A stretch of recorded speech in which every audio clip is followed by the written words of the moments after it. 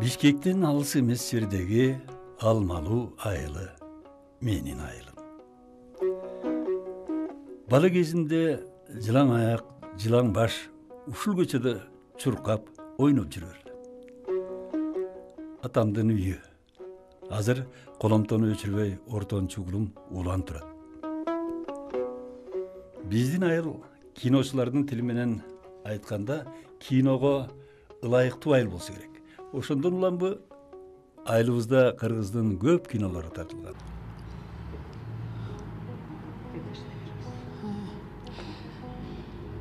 Кыргыз тили радиосун Бактыбек Мамытовсуз элестетүү кыйын да.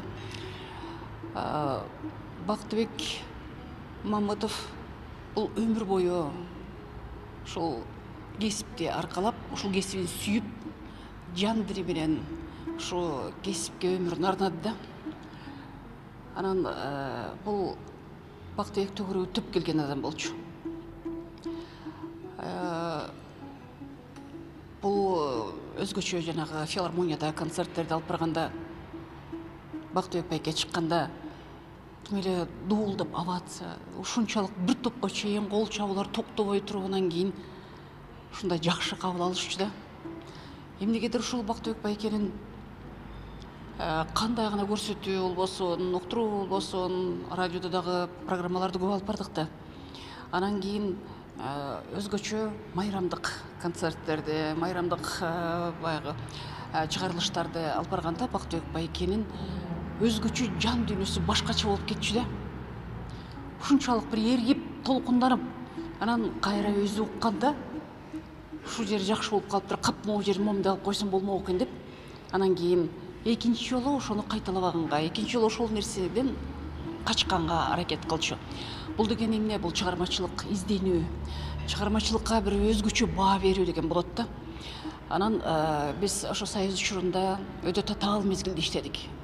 Айтып атпаймынбы, студиялар жетишпейт, техника жетишпейт. Студия жетишпегендигине байланыштуу бир көрсөтүүнүн артынан бир көрсөтүү, бияктан кийимибизди чечебиз дагы, бияктан кайра башка кийим кие коюп, башка программаны, башка передачаны алып барабыз. Андан сырткары түнү менен иштейбиз, түнкү запистер болот.